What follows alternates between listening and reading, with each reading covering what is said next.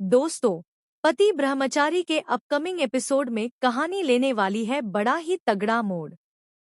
यहाँ रिया का असली चेहरा सामने आता है। दरअसल रिया ने आरव को ऐसा ब्लैकमेल किया कि उसे ना चाहते हुए भी रिया से सगाई करनी पड़ी। कहानी की शुरुआत होती है जब ईशा की दादी काव्या और उसके पापा को पूरे घर के सामने अपमानित करके चली जाती हैं। इसके बाद कबड्डी मैच भी रद्द हो जाता है। इसी मौके का फायदा उठाकर रिया काव्या पर झूठे आरोप लगा देती है और खुद को सही साबित करने लगती है। रिया सबके सामने बोलती है कि वह और आरव एक दूसरे से प्यार करते हैं। यह सुनते ही ताई माँ भड़क उठती है और रिया को डांटने लगती है।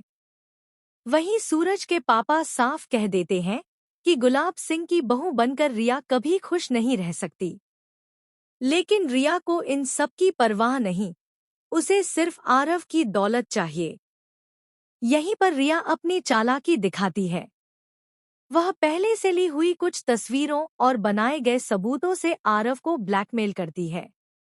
अगर आरव ने उसकी बात नहीं मानी तो वह झूठी तस्वीरें सबको दिखा देगी और उस पर गलत केस कर देगी। मजबूरी में आरव रिया की बात मान लेता है और उसके साथ सगाई करने के लिए तैयार हो जाता है। मगर असली ड्रामा तब होता है जब घरवालों के सामने सूरज और ईशा की भी कुछ चौंकाने वाली तस्वीरें आती हैं। इससे पूरा परिवार हिलकर रह जाएगा और ताई माँ को सूरज पर शक होने लगेगा।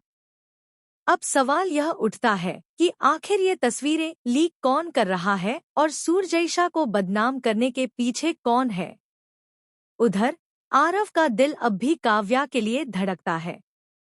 उसने ईशा से खुद अपनी मोहब्बत की दुहाई भी दी थी, लेकिन ब्लैकमेल की वजह से वह सबके सामने यह कहने पर मजबूर हो गया कि उसे रिया से प्यार है, काव्या से नहीं।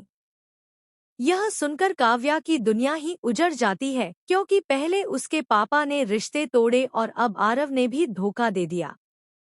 दोस्तों, आगे की कहानी बेहद दिलचस्प होगी।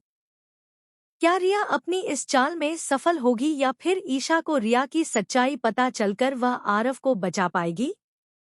आने वाले एपिसोड्स में सच धीरे धीरे खुलने वाला है।